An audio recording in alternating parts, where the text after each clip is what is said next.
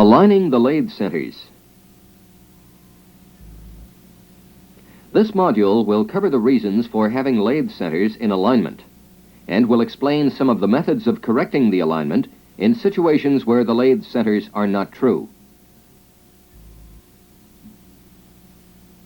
When a workpiece is mounted between centers to be turned to a given diameter, it is important that the diameter be constant. In other words, the same measurement along the entire length of the turned area. The term for this is parallel diameter. A parallel diameter cannot be machined on a lathe when the centers are not in line with each other, as well as being true to the center line of the lathe itself. The resulting workpiece is tapered when the centers are not aligned. The diameter should be the same at all points. What to do about it? There are a few things that can be done. But first, let's take a look at how the tailstock is made, because this is where any adjustments are made. This tailstock is made up of two halves. One is called the tailstock body, the other the base plate. This base plate is designed to fit on the ways of the lathe bed.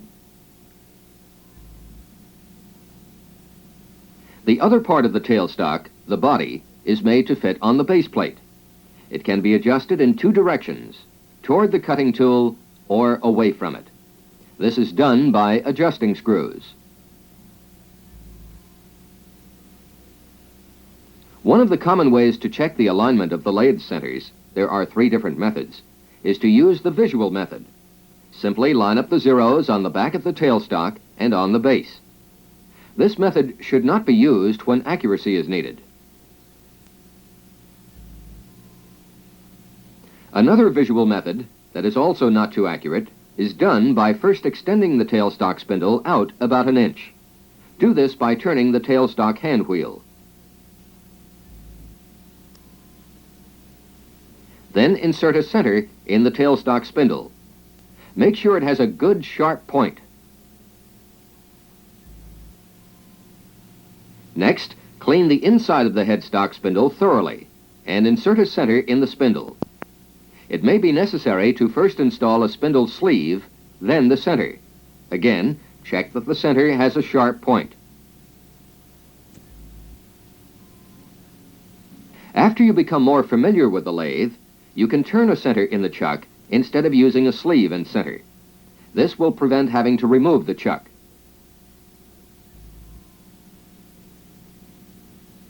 Move the tailstock carefully toward the headstock until the two lathe centers are only about a half-inch apart. Turn the tailstock hand wheel again until the points are nearly touching, about 3/1000 to 5/1000 apart.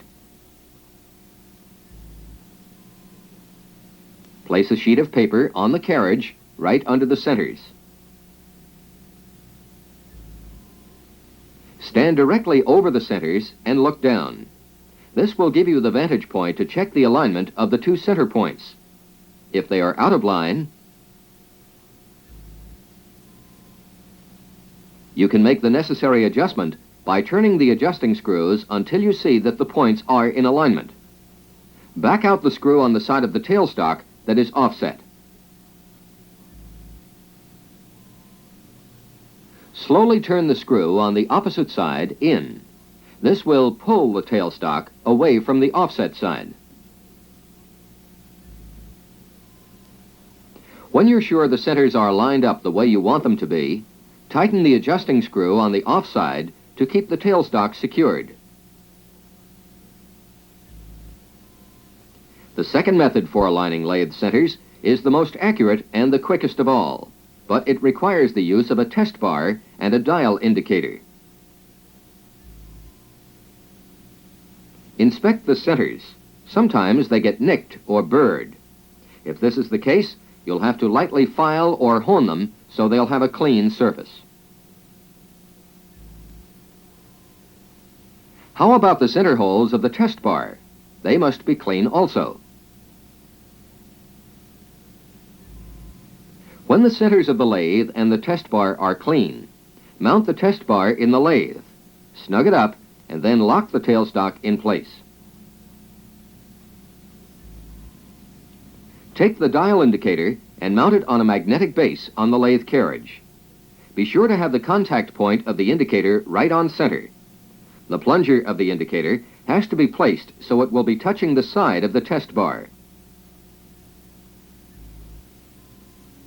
Move the carriage until the indicator is at the tailstock end of the test bar. Slowly move the cross slide in to preload the indicator approximately 1/2 its total range. Set the pointer to 0. Move the carriage by hand until the dial indicator registers on the other end of the test bar, the headstock end. Look at the reading. It should be the same as the tailstock end. If it's not, the centers are out of alignment. Here's how you correct that problem. Move the carriage back until the indicator again registers on the tailstock end. Adjust the tailstock as in the visual method.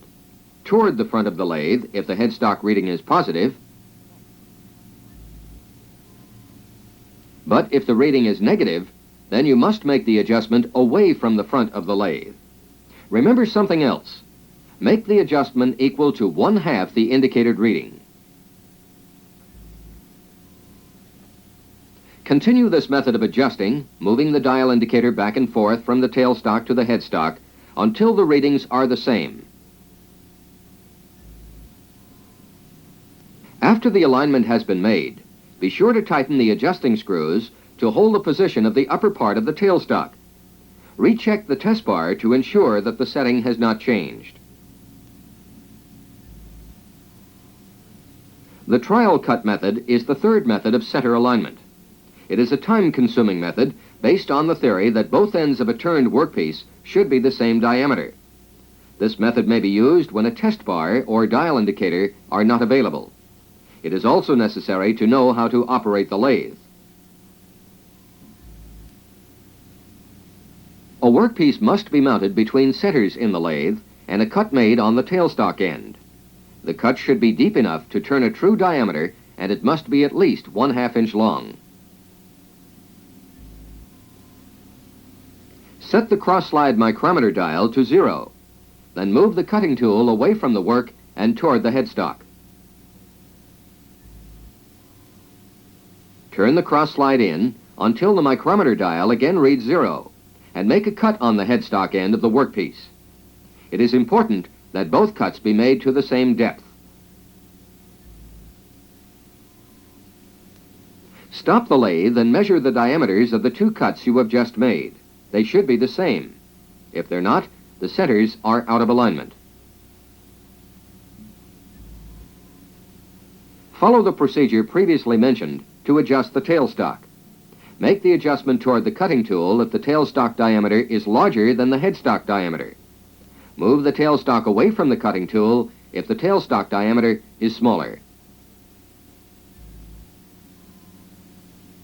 After you make each adjustment, you'll have to take a cut from each end to again turn a true diameter, and then measure again. Repeat this procedure until the readings are the same for both ends.